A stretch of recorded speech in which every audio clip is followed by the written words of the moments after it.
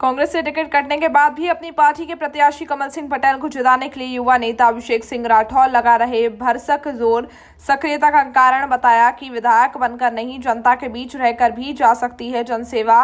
राजनीति के लिए सामने है पूरा जीवन और क्या कुछ कहा टिकट कटने के बाद भी लोगों का दिल जीतने वाले युवा कांग्रेस नेता अभिषेक सिंह राठौर टिंकू बन्ना ने। देखिए हमारे साथ। मध्य प्रदेश की जिन 28 विधानसभा सीटों पर उपचुनाव होना है, उन पर अब चुनाव प्रचार का अंतिम दौर चल रहा है। ऐसे में एक विधानसभा सीट बदनावर भी सम्मिलित है। हमारे बीच कांग्रेस के एक ऐसे युवा नेता मौजूद है जिन्हें पूर्व में कांग्रेस हाईकमान ने बदनावर विधानसभा क्षेत्र से कांग्रेस का प्रत्याशी बनाया था। कांग्रेस का प्रत्याशी बनाने के ठीक बाद उनका टिकट काट कर एक वरिष्ठ कांग्रेस नेता को यहां से टिकट दे दिया गया था। सामान्यतः यह देखने को मिलता है कि जब किसी प्रत्याशी का टिकट कटता है वह घर बैठ जाता है या पार्टी के प्रति भीतरघात का काम करता है। लेकिन हमारे साथ एक ऐसे बड़े दिल वाले नेता जो कांग्रेस पार्टी में अपना भविष्य तलाश रहे हैं मौजूद है अभिषेक सिंह राठौर टिंकू बन्ना, जो टिकट कटने के बाद जितना टिकट मिला था उस समय तो लोकप्रिय थे, लेकिन टिकट कटने के बाद और भी लोकप्रिय हो गए। हम इनसे जानते हैं और ये सारा हम आप दर्शकों को बताना चाहते हैं कि किस तरीके से टिकट कटने के बाद भी पार्टी के प्रति समर्पित होकर टिंकू बन्ना काम कर रहे हैं। नमस्कार टिंकू बन्ना जी, हम आपसे जानना चाह रहे हैं, टिकट कटने के बाद लोग घर बैठते हैं, पार्टी को नुकसान पहुंचाने का काम करते हैं, लेकिन फिर भी आप पार्टी के प्रति समर्पित होकर काम कर रहे हैं, क्या कहेंगे इस पे आप? देखिए, टिकट कटने के बाद अक्सर ज़्यादातर देखा गया है कि लोग विद्रोह कर देते हैं, निर्दलीय फॉर्म भर देते हैं या घर बैठ जाते हैं। लेकिन मैं एक संदेश, एक मैसेज देना चाहता था कि व्यक्तिगत स्वार्थ से ऊपर उठकर पार्टी होती है, कार्यकर्ता होते हैं। कार्यकर्ता इतनी मेहनत से दिन रात एक कर पार्टी को खड़ा करता है, और अगर हर व्यक्ति, हर नेता अगर अपने स्वार्थ के लिए पार्टी को नुकसान पहुंचाने लग जाए, कार्यकर्ताओं की बलि चढ़ाने लग जाए, तो फिर उस पार्टी का और उस कार्यकर्ताओं का क्या। तो मैं एक संदेश ये देना चाहता था कि व्यक्तिगत स्वार्थ से ऊपर उठें, पार्टी के लिए सोचें, कार्यकर्ताओं के लिए सोचें, क्योंकि पार्टी है तो हम हैं, कार्यकर्ता हैं तो हम हैं। इसलिए मुझे इस बात का कोई दुख या तकलीफ़ नहीं है, मेरा टिकट कटा। इवन मैंने अपनी सहमति दी है कमलनाथ जी को, और मेरे सहमति देने के बाद ही टिकट बदला गया है, टिकट कटा नहीं है। उसको इस परिभाषा में आप सम्मिलित कर सकते हैं कि वो टिकट मेरी सहमति के बाद उस टिकट को बदला गया। जैसे कि टिकट बदलने के बाद सामान्य तौर पर यह देखा जाता है कि पार्टी प्रत्याशी के साथ लोग हो तो जाते हैं जिसका टिकट कटता है या बदला जाता है, लेकिन उसके बाद भी कहीं ना कहीं भीतरघात जैसी कंडीशन निर्मित कर देते हैं। लेकिन आप उस तरीके का कोई कार्य नहीं कर रहे हैं, पार्टी के प्रति पूरी तरीके से समर्पित है। यहाँ तक कि तन मन धन जितना जो आप कर सकते हैं वो सब कुछ पार्टी के लिए समर्पित कर रहे हैं और कांग्रेस के प्रत्याशी के लिए समर्पित कर रहे हैं। इस पर क्या कहेंगे? देखिए, निश्चित तौर पर मैंने कमलनाथ जी से एक बात कही थी कि आप टिकट बदलते हैं तो भी मैं पूरी ताकत से, तन मन धन से, जो भी पार्टी के प्रत्याशी होंगे वरिष्ठ, मैं उनके लिए पूरी ताकत से समर्पित रहूँगा, काम करूँगा। क्योंकि अंततः जो कमलनाथ जी के साथ हुआ है, जो कांग्रेस पार्टी के साथ हुआ है, जो इस लोकतंत्र के साथ हुआ है, वो निश्चित तौर पर बहुत गलत है। और लक्ष्य जब बड़ा हो तब छोटी मोटी चीज़ों को देखा नहीं जाता है। आज हमारा लक्ष्य है कि इस लोकतंत्र को बचाना है। हमारा लक्ष्य है कि कमलनाथ जी के साथ जो गलत हुआ है, कमलनाथ जी को पुनः हमें मुख्यमंत्री बनाना है, कांग्रेस की सरकार लाना है। और इसलिए हम लोग पूरी ताकत से, मैं और मेरे साथ साथ अन्य भी उम्मीदवार जो टिकट मांग रहे थे, हम सब लोग पूरी ताकत से लगे हैं और हम 28 की 28 सीटों पर चुनाव जीत कर इस लोकतंत्र को बचाएंगे और कमलनाथ जी को मुख्यमंत्री बनाएंगे। जब आपका टिकट बदला गया तो भाजपा के जो स्थानीय नेता है तमाम तरीके से एक तरीके का मजाक उड़ा रहे थे। दूसरी ओर जब कांग्रेस के पूर्व मुख्यमंत्री आपके कमलनाथ जी कोटेश्वर आए थे तो मंच से आपकी तारीफ करके गए थे कि टिंकू के कहने पर ये टिकट हुआ है। आप दोनों, एक तरफ सकारात्मक रुख है, दूसरी तरफ नकारात्मक है, दोनों को किस तरीके से मैनेज करके चल रहे हैं? देखिए, भाजपा की तो आदत रही है कि खुद तो कुछ करते नहीं हैं और किसी और पार्टी में कुछ होता है, अच्छा हो या बुरा हो, तो उसका नेगेटिव निकालना उसमें से भाजपा की आदत है। मैं नहीं मानता वो तो ऐसा कुछ भी नहीं है। बीजेपी के लोगों को तो कुछ भी ज़बरदस्ती मुद्दा उछालने की आदत रहती है। ऐसा कुछ नहीं है, उल्टा ये मान के चलिए आपकी, क्योंकि मेरी सहमति से हुआ तो आज भाजपा के लिए इसलिए परेशानी खड़ी हो गई है क्योंकि कांग्रेस के पास आप ये मान के चलिए कि आज कांग्रेस का एक नहीं, आज कांग्रेस के 2 उम्मीदवार भाजपा के सामने चुनाव लड़ रहे हैं। एक तरफ कमल सिंह जी पटेल हैं जो कि वरिष्ठ हैं, अनुभवी हैं, और उनके साथ मैं हूँ, मेरी युवा टीम युवा ताकत है। हम दोनों मिलकर एक प्रत्याशी होकर कांग्रेस की तरह हम लोग चुनाव लड़ रहे हैं और निश्चित तौर पर भाजपा को बहुत बुरी तरह पटकनी हम लोग देंगे। जब से आपका टिकट कटा था उसके बाद से अब तक क्षेत्र में चर्चाओं का दौर है, खुद के लिए क्या मानते हैं, टिकट कटना गुड लक या बैड लक?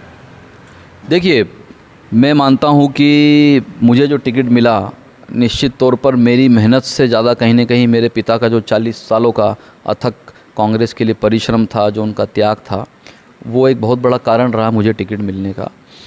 और आप देखिए ना कि राजवर्धन सिंह जी और दत्ती गाँव परिवार जब तक बदनावर में था तब तक उन्होंने किसी भी व्यक्ति को आगे नहीं आने दिया। तो निश्चित तौर पर कमलनाथ जी और दिग्विजय सिंह जी का मैं धन्यवाद करना चाहूँगा कि उन्होंने मुझ जैसे एक इतने युवा, इतने छोटे कार्यकर्ता को सीधे उपचुनाव में कांग्रेस का टिकट दिया। तो ये एक संकेत है कि कांग्रेस पार्टी युवाओं को आगे लाना चाहती है। और निश्चित तौर पर मतलब मेरा मानना है कि कांग्रेस बहुत राजवर्धन के जाने के बाद यहाँ मजबूत हुई है। और कांग्रेस में आप देखिए बिल्कुल भी आपको गुटबाजी देखने को नहीं मिलेगा। भाजपा में देखिए कितनी गुटबाजी है, लेकिन कांग्रेस एक होकर दमदारी से चुनाव लड़ रही है। तो टिकट कटना या रहना ये प्रश्न नहीं है, प्रश्न ये है कि कांग्रेस कितनी मजबूत है। और निश्चित तौर पर मैं चुनाव लड़ता या कमल सिंह जी चुनाव लड़ रहे हैं, मैं चुनाव लड़ता तो वो मेरे साथ लड़ते, उनका आशीर्वाद मुझे था, और वो लड़ रहे हैं तो मेरी युवा टीम उनके साथ है।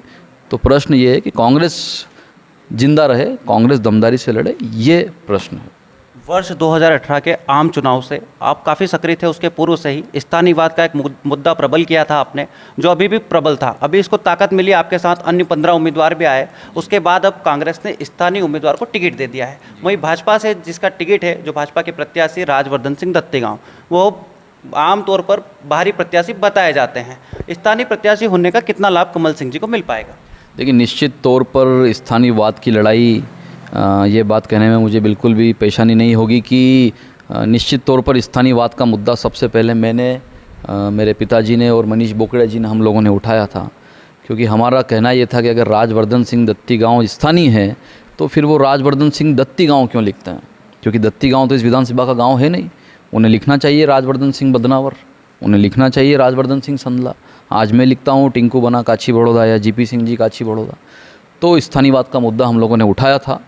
2018 में जब इसको हमने उठाया था हम 2-3 लोग थे, लेकिन 2020 में हमें काफ़ी लोगों का साथ मिला और स्थानीयवाद एक मुद्दा बना। निश्चित तौर पर बदनावर में स्थानीय लोगों में इतनी काबिलियत है कि वो इस क्षेत्र का नेतृत्व कर सकते हैं, और इसी बात को लेकर हमने लड़ाई लड़ी। और मैं कमलनाथ जी, दिग्विजय सिंह जी, सभी वरिष्ठ नेताओं का धन्यवाद करना चाहूँगा कि उन्होंने स्थानीय व्यक्ति को मौका दिया। और दत्तीगांव जो भाजपा में गए हैं, तो भाजपा में पिछली बार भी स्थानीयवाद का मौका था, और अब ये प्रत्याशी तो उनके ऊपर थोपा गया है। और जिस तरह से भंवर सिंह जी शेखावत स्थानीयवाद की आग में झुलस गए थे, मेरा मानना है कि दत्तीगांव को भी भाजपा के लोग बदनावर से रवाना करके छोड़ेंगे। क्या लगता है कांग्रेस के पक्ष में कितना माहौल बन रहा है अभी? ज़बरदस्त माहौल है, ज़बरदस्त माहौल है। और सिर्फ बदनावर नहीं, सारी 28 सीटों पर कांग्रेस को लेकर माहौल है, क्योंकि ये चुनाव कांग्रेस और भाजपा का नहीं है। ये चुनाव हार और जीत का भी नहीं है। ये चुनाव किसी को विधायक बनाने का भी नहीं है। ये चुनाव है सत्य और सत्ता के लिए। भाजपा सत्ता को हड़पना चाहती है और कांग्रेस सत्य की लड़ाई लड़ रही है। और इस सत्य की लड़ाई में पूरी प्रदेश की जनता, इस देश की जनता कांग्रेस के साथ है, क्योंकि सब चाहते हैं लोकतंत्र को बचाना, और सभी 28 सीटों पर हम चुनाव जीतेंगे। जब आपका टिकट तय हुआ था तब आपने चुनावी तैयारियां भी शुरू कर दी थी, ये मान सकते हैं अपन। आप चाहते तो विधायक का जो आपको पद प्राप्त करना था, सत्ता का लाभ लेना था, तो आप चाहते तो बागी बन के भी विधायक बन सकते थे या यहाँ से प्रत्याशी बन सकते थे। आपने बागी होकर पार्टी का नुकसान करने का निर्णय क्यों नहीं लिया?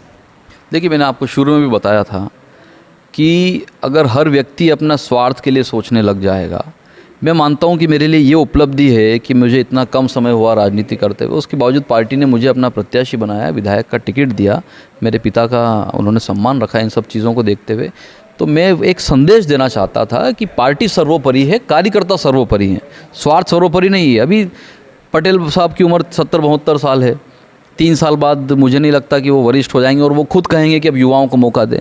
और उस परिस्थिति में मुझे लगता है कि मुझ में जो कमियां रही होगी उन आने वाले 3 साल में मैं उन कमियों को दूर करूंगा, अपने आप को, अपनी टीम को और मजबूत करूंगा, कांग्रेस को और मजबूत करूंगा और 3 साल बाद फिर चुनाव लड़ेंगे।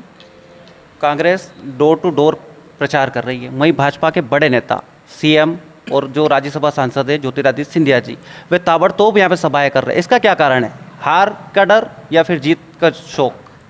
देखिए, इसके पहले आपने कभी देखा है कि सिंधिया जी को बदनौर में 3-3 सभाएं करनी पड़ी हो, शिवराज सिंह जी को 3-3 बार सभाएं करना पड़ी हो?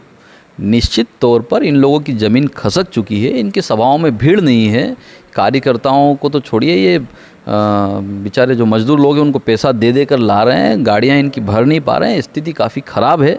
और आप देखिएगा कि भाजपा की ज़मीन खसक चुकी है, तो इसलिए कांग्रेस बहुत मजबूत है यहाँ पे। आप अपने साथ जो युवा साथियों की टीम है उनको क्या संदेश देना चाहेंगे? मैं युवाओं को संदेश देना चाहूँगा कि यह लड़ाई, जैसा मैंने पहले भी कहा, कि लोकतंत्र को बचाने की लड़ाई है।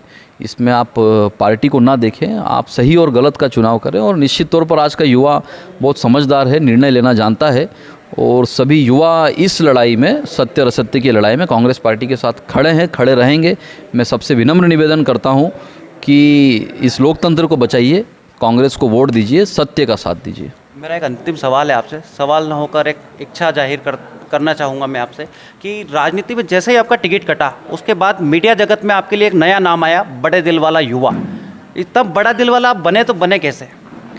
देखिए, ये तो हमारी भारत की संस्कृति है और निश्चित तौर पर मेरे परिवार द्वारा, मेरे पिताजी द्वारा, मेरी माताजी द्वारा दिए गए संस्कार हैं, जिसमें हमें शुरू से सिखाया गया है कि जो सही है उसका साथ दें। और मेरे पास काफ़ी लंबा समय पड़ा है आने के लिए। आगे फिर पार्टी, मुझे निश्चित तौर पर विश्वास है कि मुझे पार्टी मौका देगी। प्रश्न मैंने आपको फिर कहा कि बड़े दिल और छोटे दिल का नहीं था, प्रश्न ये था कि कांग्रेस को मजबूत करना, कमलनाथ जी को पुनः मुख्यमंत्री बनाना। और अगर हर व्यक्ति मेरी तरह सोचना चालू कर दे और स्वार्थ की बजाय बड़े मुद्दों को ज़्यादा महत्व दे, पार्टी को ज़्यादा महत्व दे, तो मैं नहीं मानता कि कांग्रेस कभी भी फिर कभी कोई चुनाव हार सकती है। ये थे हमारे साथ कांग्रेस के युवा नेता अभिषेक सिंह राठौर, जिनको क्षेत्र में टिंकू बना के नाम से जाना जाता है, जिनका टिकट तो कटा, लेकिन टिकट कटने के बाद भी इन्होंने यहाँ के जो आम मतदाता है उनको दिलों को जीतने का काम किया है।